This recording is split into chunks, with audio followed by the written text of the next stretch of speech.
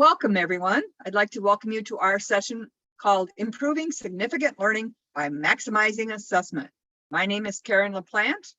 I'm currently working I'm retired in the Minnesota state system, where I was a full-time IT faculty for almost 30 years. And I still teach part-time at several schools in Minnesota, but mostly I work on curriculum development and design, gathering content for emerging IT areas such as cybersecurity and data analytics. And I'd like to introduce himself. This is Zayla Fassant. Hi, I'm Zayla Fassant. I also worked at Minnesota State with Karen for, oh gosh, I want to say the past 20 years almost. And so as we take a look at this presentation today, I bring in the aspect of administration and faculty developer, as I was a faculty developer for the entire system for all of the colleges and universities within Minnesota State. Currently, Karen and I, we've written a book, but we've also gotten to the point where we are working with both Encore Professional Development and Innovation Synergy, two professional development organizations that work with both education and business. And so we'll be talking about some of the work that we're doing with faculty and with institutions on their assessment plans. So I think for today, since I'm presenting to you from Athens, Greece, Karen is presenting from New Smyrna Beach, Florida. So I'm going to actually turn off our videos at this point, just to give us as much bandwidth as we possibly can have. And from that point, Karen, why don't you go ahead and get us started? Well, I'd like you to reflect upon assessments. So we call this designing through the reflection lens. Reflect on what types of assessments. Do you use passive, active, connecting, or reflection? So I'd like you to just take a few seconds to think about which of these you use the most and perhaps which you may use the least.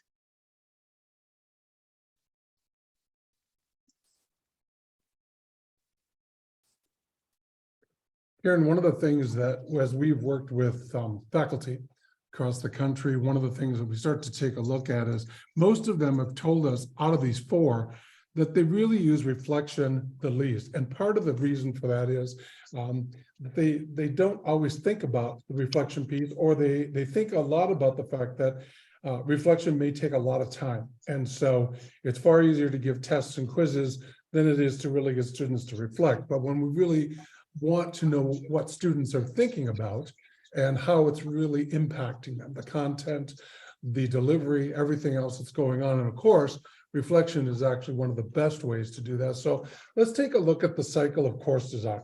This is kind of the backbone in our book, Designing Effective Teaching and Significant Learning. And one of the things that we really talk about is we created this map to show, if we start on the next slide in the lower left-hand corner, we have the ability to look at situational factors. Karen, why don't you go ahead and advance the slide?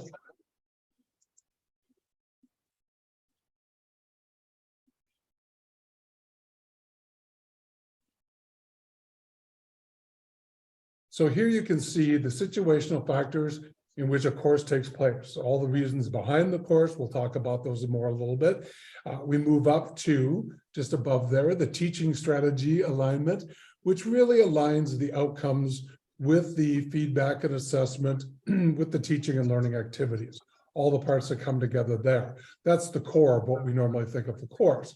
But so many more things have been added that we really need to look at as a piece of this whole cycle of course design, which includes communication, accessibility, learning of technologies, all the things that are erupting right now with AI and other tools that are coming with technology that way.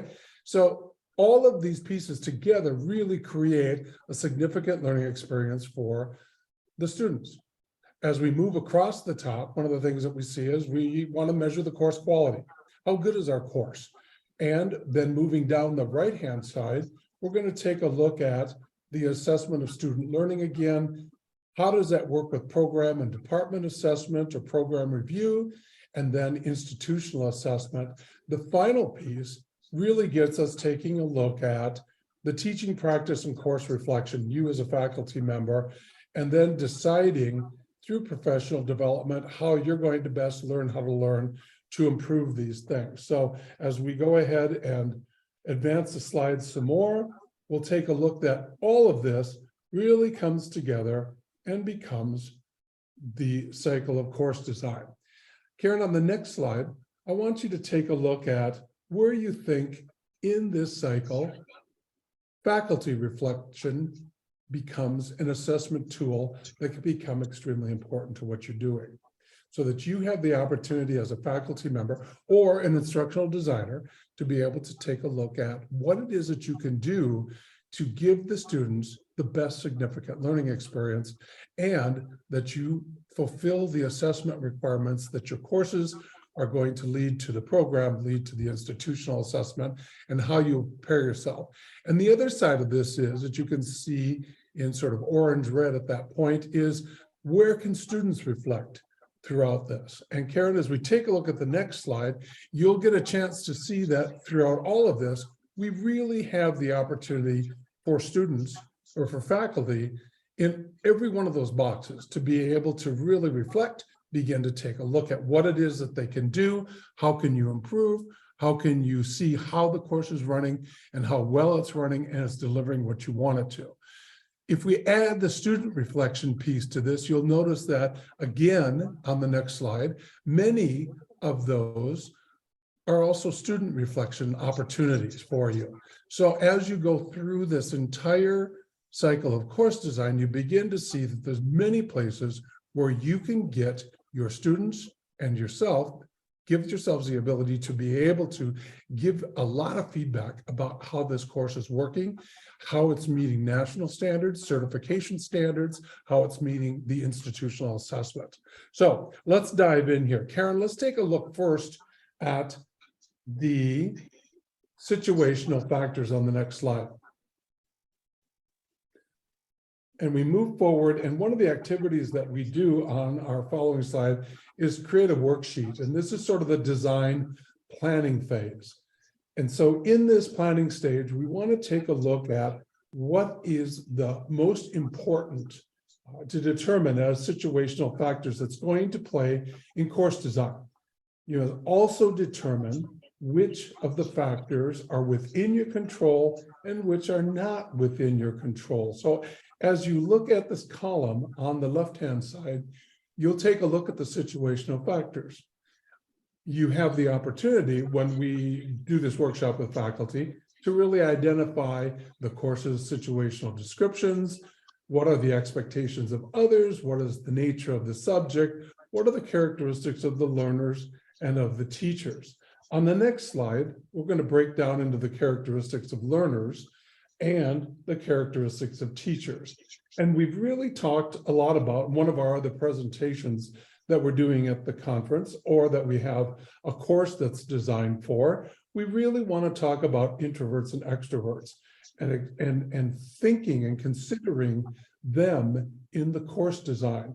We get that because on the next slide, we take a look at the fact that one of our other colleagues, Linda Russell, and I wrote an article for Inside Higher Ed that really talked about, again, taking a look in the ability to design courses that will be not just for introverts or not for extroverts, but really creating ambiverts out of all these students. So there's a great opportunity to read this article, but there's also a chance to see our session recording, Inclusivity, Designing Learning for All. That's also at this conference that we're talking about today, but it's also one of the other presentations that's within the course of introverts and extroverts.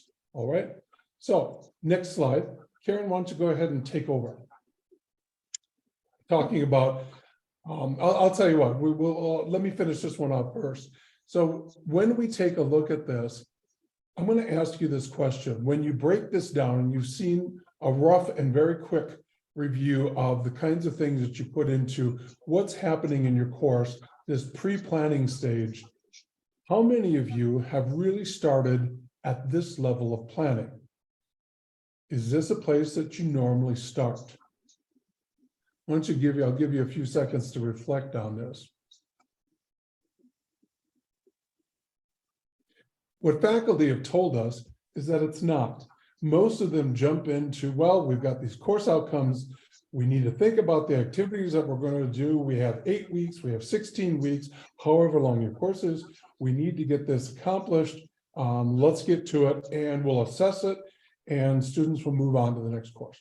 And so at that point, this has become a big aha moment for a lot of the faculty that we're working with, because in thinking about this, this really lays the foundation for you in designing a course. So really creating a list of these situational factors have become very important, as well as what Karen's going to talk about on the next slide. So in course assessment, think of your big dream as the course's mission statement, around which all your assessments will be centered, and for what you really want students to take with them beyond this course, perhaps into the workplace and their professional lives and personal lives. In the Online Course Design Institute, we encourage faculty to share the big dream for the course with their students. And you know, one of the best places is it's put in the syllabus. It's also put in throughout the course, and especially in the learning management system is a great place to be able to remind students what your big dream is for them in the course. Now, thinking back to teaching during the pandemic, we were learning a lot about our teaching. Many faculty were forced to make changes in the teaching and assessment practices for their courses, shaking the institutions and comfort to the core. Lots of changes. So my question that I want you to reflect on is, how are your courses designed to perhaps teach using a dual delivery mode? In other words, how have you already designed your course to easily move forward from a face-to-face to online delivery? This took into consideration making the assessments and learning activities fit the delivery mode.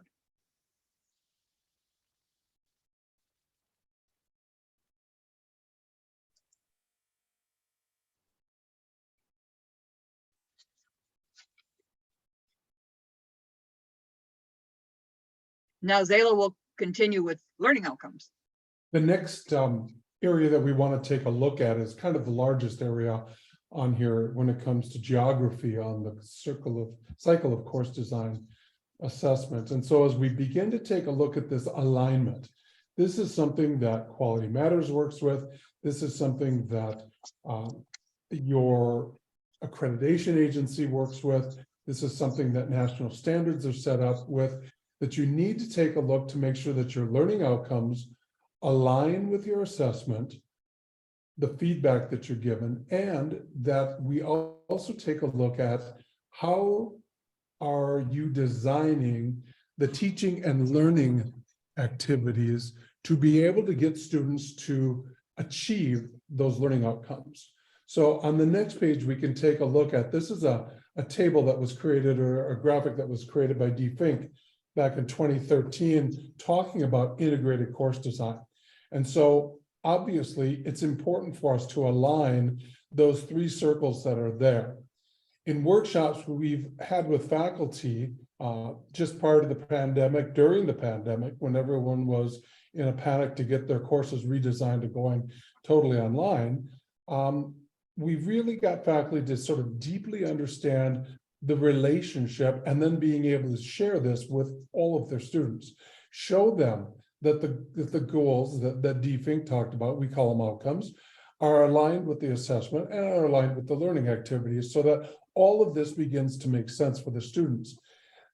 By using them in this order, outcomes first, then the assessments, then the learning activities, is called the backwards design approach. And it assures that the assessments for the outcomes truly measures the student's level of mastery. So when we begin to look at, did you assess properly to make sure that students were actually achieving those outcomes, becomes critically important.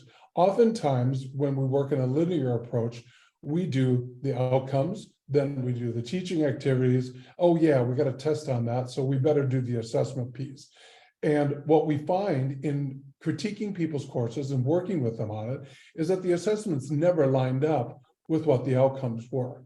This doesn't make sense. And it doesn't make sense for students. And yet at the same time, it didn't really make sense for faculty, at least what they were telling us. This got them really thinking about that. On the next slide, you can take a look at how we really take a look at student learning outcomes, SLOs, for those of you who work with them and call them that way, in the different domains that are there. You'll notice that we're using DFINCS, and one of the reasons that we're using DFINCS is because of the fact that it kind of lays out both this idea that we're going to be having the cognitive on the right-hand side of foundational knowledge, application, integration. We really get a chance to assess these areas. These are the cognitive areas. Some of you who have used Bloom's in creating outcomes in the past, you'll start to take a look at the fact that Bloom has 6 areas of those. FINC has 3 areas of those. The application integration consists of more of Bloom's higher level.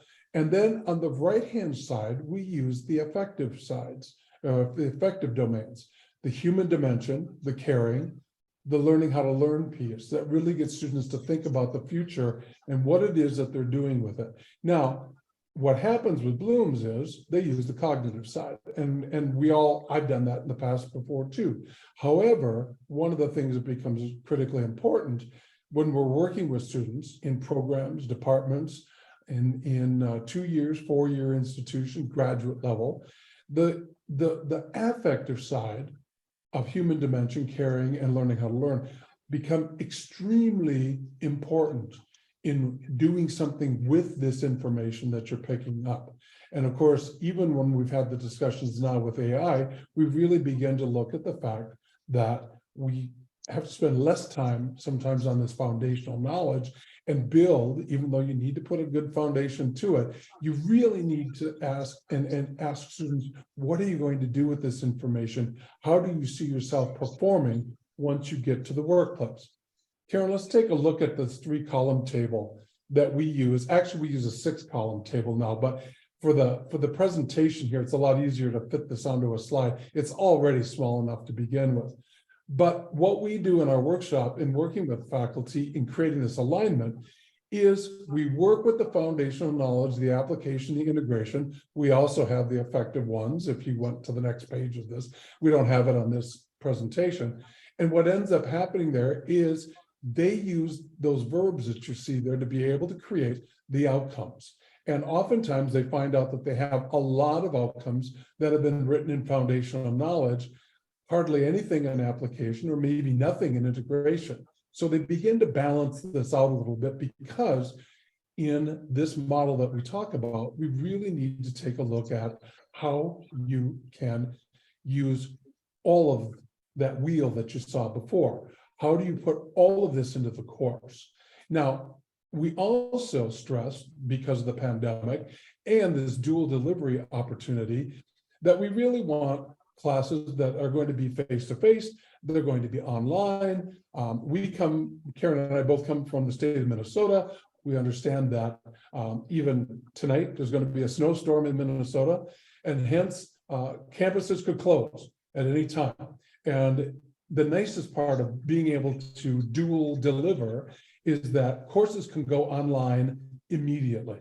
Maybe we were going to have a Thursday night class. We can't have a Thursday night class tonight.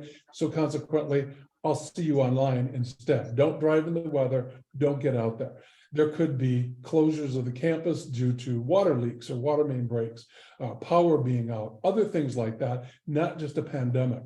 I've also found this is extremely important when we're working with students who need to be hospitalized, need to travel for business, other things like that. So they really have an opportunity to pick up the course online and continue to deliver.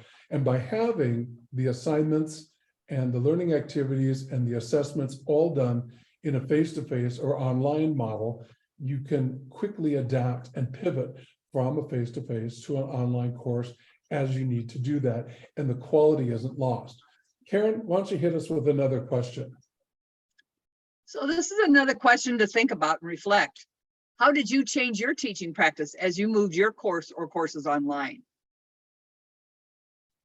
In other words, what did you have to do differently in the full online classroom than what you had previously done.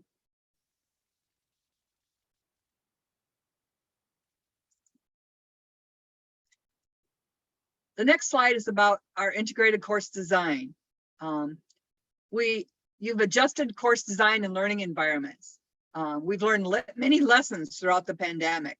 Things like we removed non-essential content, perhaps revised and narrowed assignments, or made more targeted assessments, provided multiple means of assessment, perhaps more interactivity with students' self-assessment and reflection. We perhaps identified how to use the face-to-face experience and online experiences to more their full potential. More hybrid courses in the future may develop, more recording of lessons.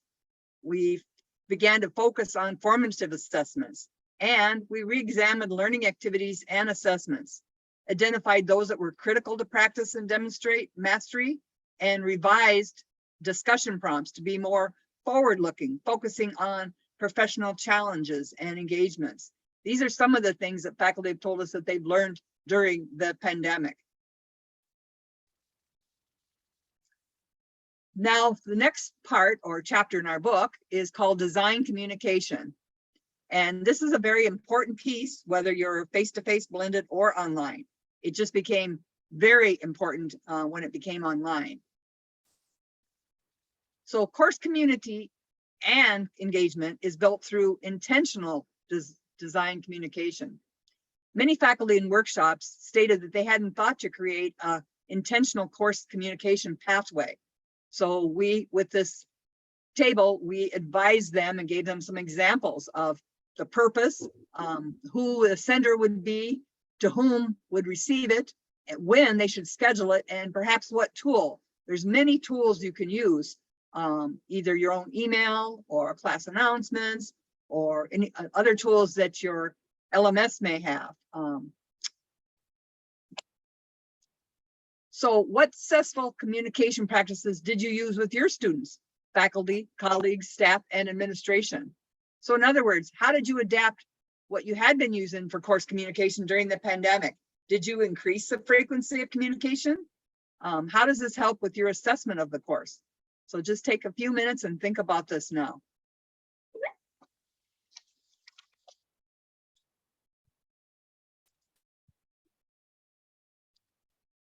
The next chapter we're going to cover is accessibility. Accessibility plays a role in everything.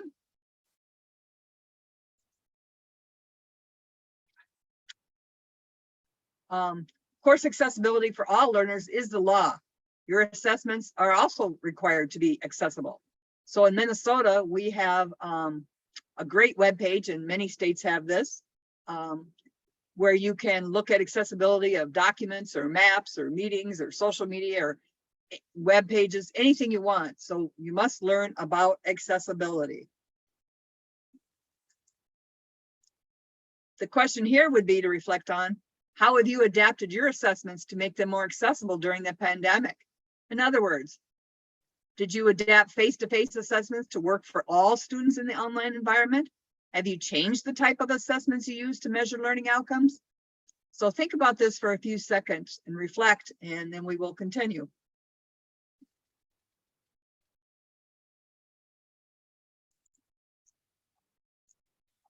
The next chapter or area in our online course design would be learning technologies. Okay. So I like to say learning technologies, to tech or not to tech, assessing what you need, okay? So assess if learning activities and technologies will enhance your course and improve learning. Technology should give students better practice methods or access to information or experience that will help them master the learning outcomes better than they do without it. Students need to work with the technology found in the workplace that you are preparing them to enter. Students should learn or remain current with widely used technological innovation. Active learning, student retention, and engagement are priorities, and certain technology does stand to improve them. So the next question would be, how did integrating learning technologies assist your teaching and significant learning for students since the pandemic started? In other words, how did you make changes to your course technologies and tools to increase student learning and engagement? I'd like you just to pause and reflect on this for a few minutes.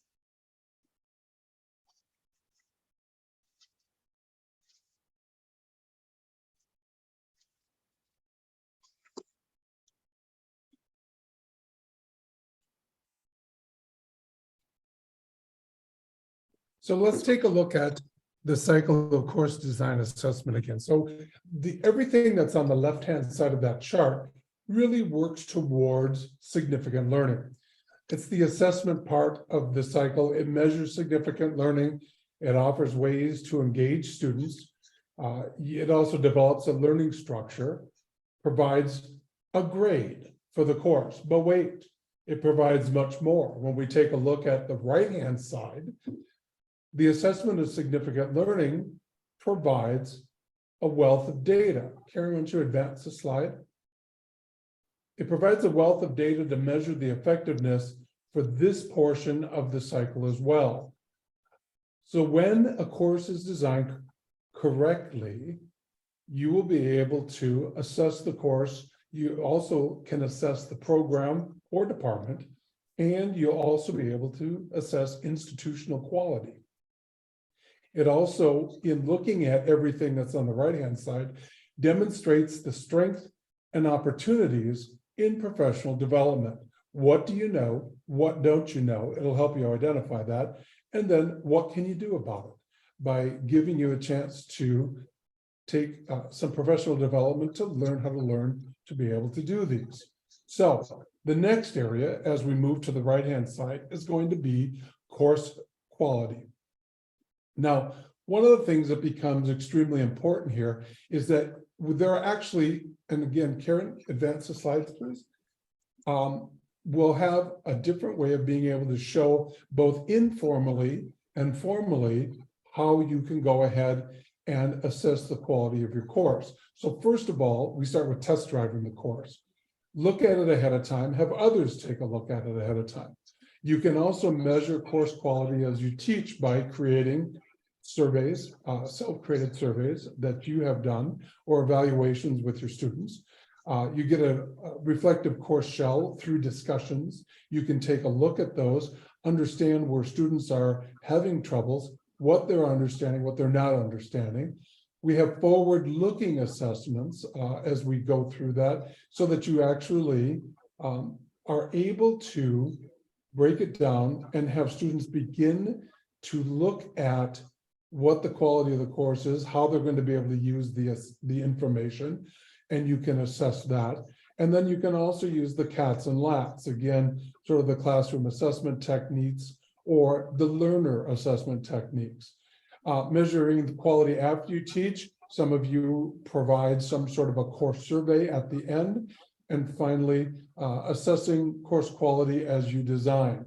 And we'll take a look at some self-assessment course rubrics in here in just a moment. There are also formal ways to be able to assess, which are the end of course surveys that are oftentimes given out through the institution. You have peer-reviewed course design programs like Equality Matters or others that are out there.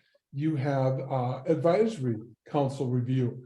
When you take a look, you may have a program area in a 2-year institution, but in a 4-year institution or general education, you may also be able to create an advisory council.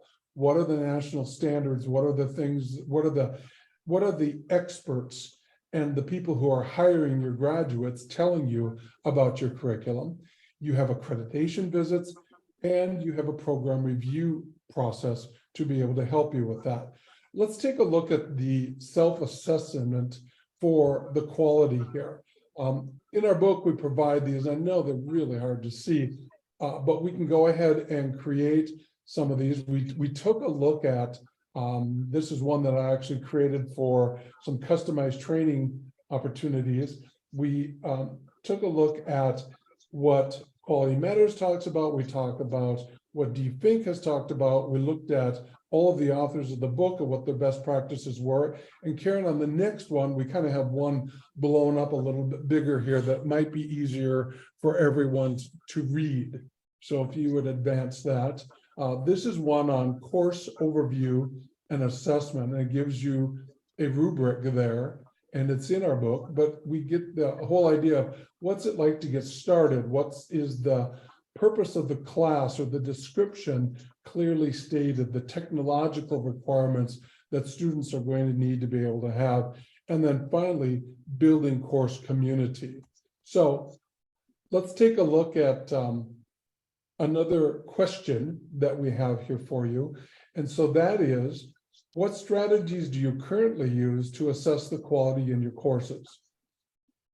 In other words, which informal or formal assessments do you use to gain feedback from your students and others about the quality of your course, your teaching, and student learning?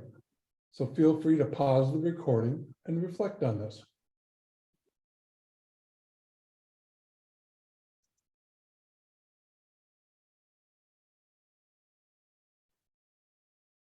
All right.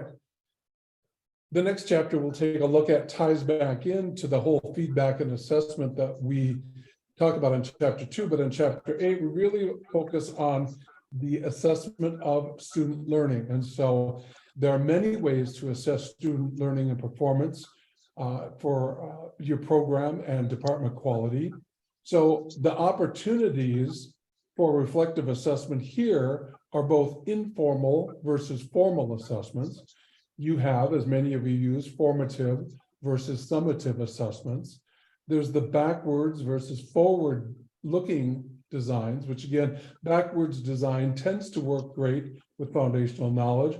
Forward looking gets students to take information and content that you have given them, or that they have researched and discovered themselves, and think about how they're going to be able to use that in the future. And the next one is the auditive versus educative assessment. So Karen, let's go ahead and advance to the next slide, and we'll take a look at that, because people sometimes have a difficult time understanding what this is. On the left-hand side, you see what auditive assessment is. You're auditing. It's backward-looking assessment.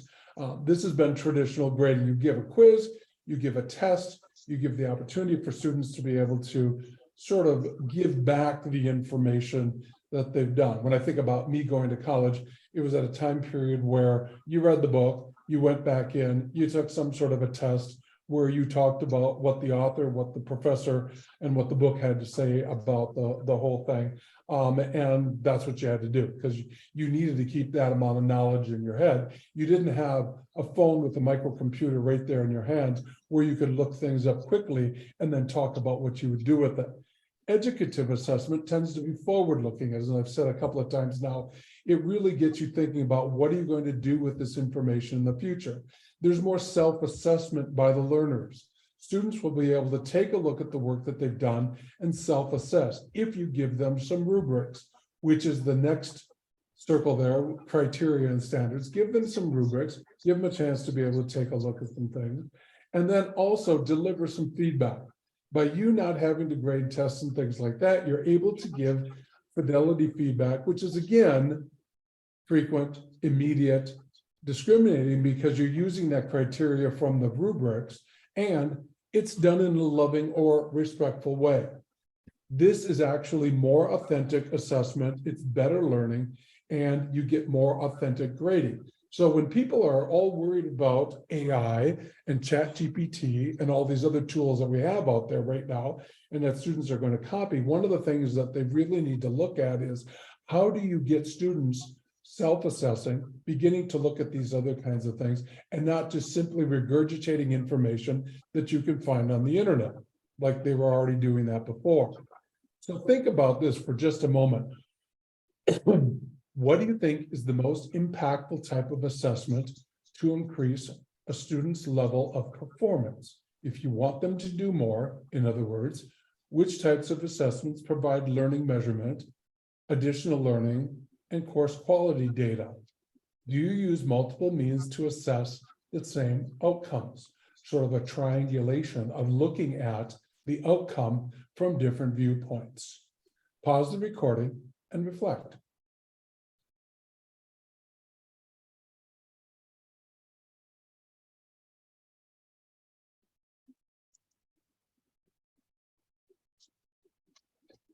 So when we think about assessing student learning, one of the things that becomes important is use that feedback. Provide opportunities to retake or redo, especially on the low stakes kind of activities. That becomes incredibly important. Then adjust late work policies. That's one of the things that faculty told us they did a lot of. They started to realize that people were overwhelmed during the pandemic, and they began to become a little bit more empathetic on what it's like. Being an administrator, I will tell you that not every faculty member got everything turned into me on time either. All right. So I had two ways of having to adjust to that. Either I accept it or I get all upset about it. It worked a lot better if I just accepted it and worked with the faculty member to get it done. Increasing the number of pass-fail assignments was another huge change for people. Is it really important that everything was graded, or do they get points and did they pass by doing the attempt? Again, low stakes kinds of assessments that you can do. Creating those self or peer assessment with rubrics kind of opportunities for students. By chunking assignments into smaller components, you could also combine those to a final version. A lot of language and English instructors do that by writing parts of the paper to put it together as an entire writing composition when it's done. Increasing the use of automated messages to provide some sort of positive feedback in addition to the ones that you give students, because that's where they really show improvement, is when you tell them specifically what they can do to get better. And then less emphasis on the grade and more emphasis on feedback for future improvement.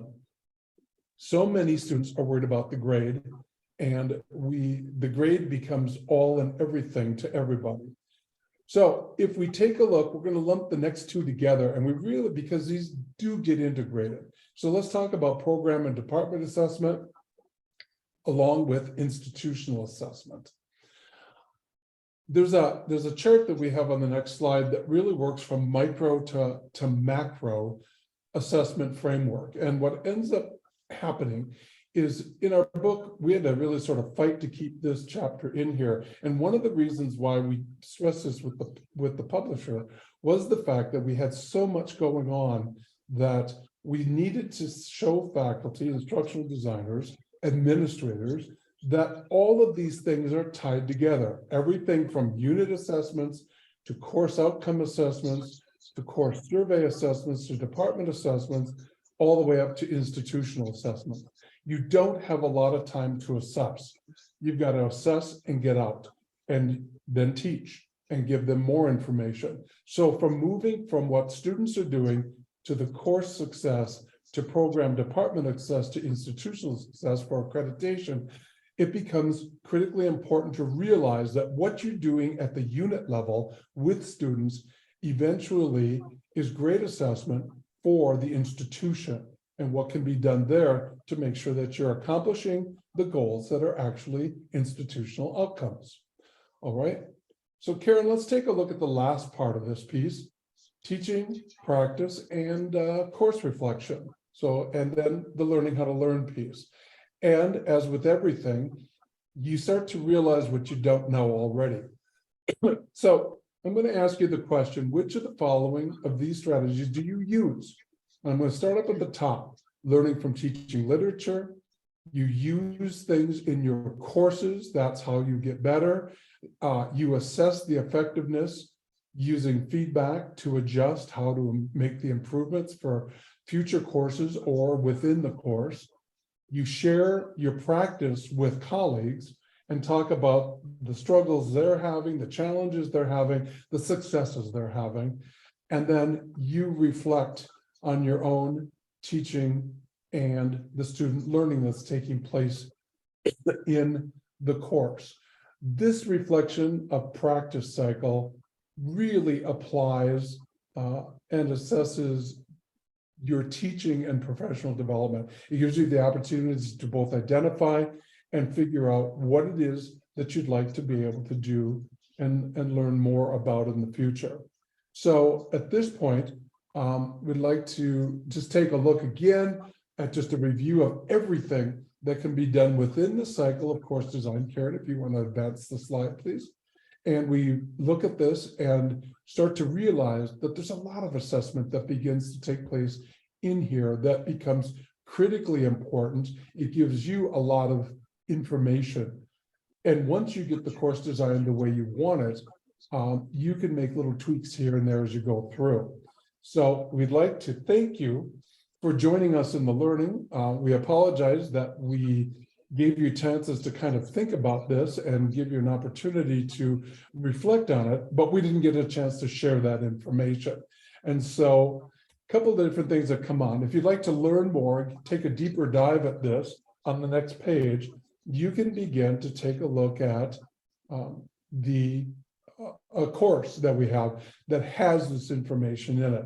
We actually have 13 online educational courses where you get both an ebook, the Designing Effective Teaching Significant Learning book, and you also get a certificate of completion on there, and you can get a discount on any of those courses because you came to this workshop. So the discount code, of course, is Synergy20. It gives you a chance to be able to get 20% off the course.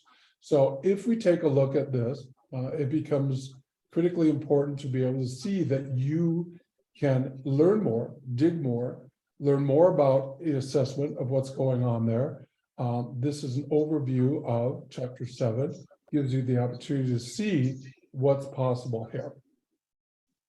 As it applies to quality of programs and institutional evaluation. Understanding types of assessments and strategies to use multiple measurements to assess the whole student will. And you can go ahead and take a look and click on that yourself as you go through here. And finally, if you aren't interested in the course, but you're interested in taking a look at the book, which walks through a lot of things with you on being able to design and align the everything that has to do with everything that we've been talking about in this presentation, you can go ahead and get the book. You also get a 20% discount off from that if you use the capital letters of the book, DETSL 20 or 2, that is. It will get you a 20% off discount. Email Karen or myself. You can see our emails that are there. You can go ahead and let us know. We'll glad to talk with you about any of the questions that you have. But we certainly, again, like I said, thank you for coming. Thank you for learning. We'd love to hear your stories and things that you're involved with. And hopefully we'll get a chance to visit with you again in live person next year when we apply for another presentation. Karen, any closing comments you'd like to make? No, just thank you for coming, and I hope everybody's learned something. All right. Thank you very much.